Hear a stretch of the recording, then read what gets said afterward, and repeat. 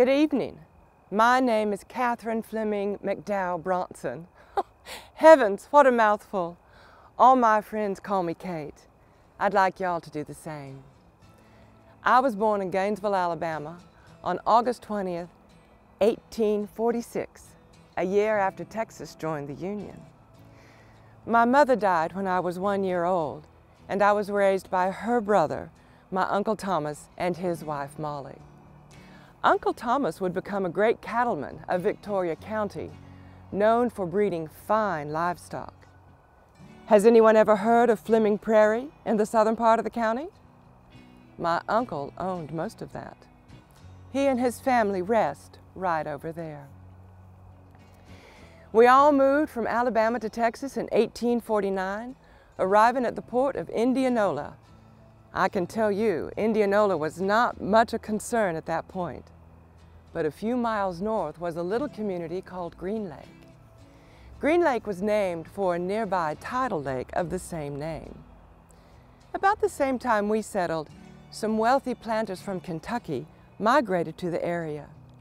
The families built large and impressive homes and established extensive cotton plantations. My Uncle Thomas and Aunt Molly were kind to me, and I had a good childhood. Plus, there were a number of neighbor children to play with.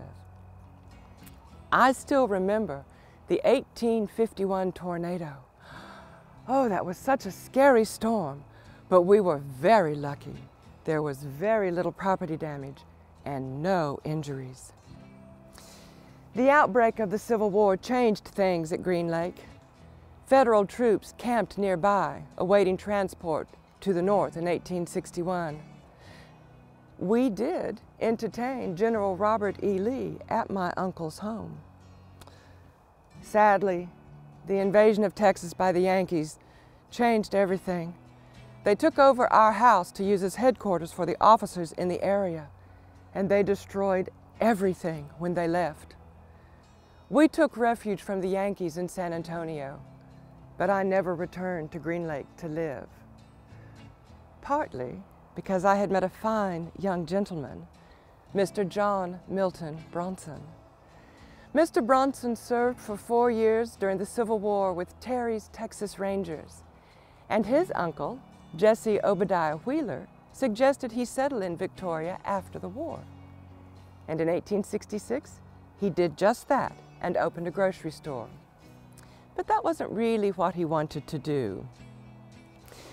Things were very difficult in Victoria after the war. Reconstruction was a heavy yoke. There was little money, and the trade out of Indianola had dwindled to a trickle. Additionally, in 1867, a terrible yellow fever epidemic broke out, making Victoria a sad place of death and grief. But it was that same autumn, 1867, when Mr. Bronson established Bronson's Bank, the first Victoria banking institution. 9 years later, he would expand it and change the name to J.M. Bronson and Company, taking on new capital and new associates. Bronson's Bank would eventually become First Victoria National Bank. In 2013, it merged with Prosperity Bank and local ownership ended. Not bad for a bank, no? John was an astute businessman and wildly successful. And on August 23, 1870, we married, and I got to join him in his success. We became very wealthy and were able to enjoy all the comforts life afforded us. We hired noted Texas architect Eugene Heiner to design and build a magnificent home for us on Staten Avenue. It was luxuriously appointed with every modern convenience. The house stood until 1934, when it was dismantled. Mr. Bronson and I were unable to have children of our own, so we adopted a daughter, Ethel, and a son, John. They both married and gave us grandchildren. Mr. Bronson will serve as president of the bank until 1905, the year before he died. He was known as a community leader, an entrepreneur, philanthropist.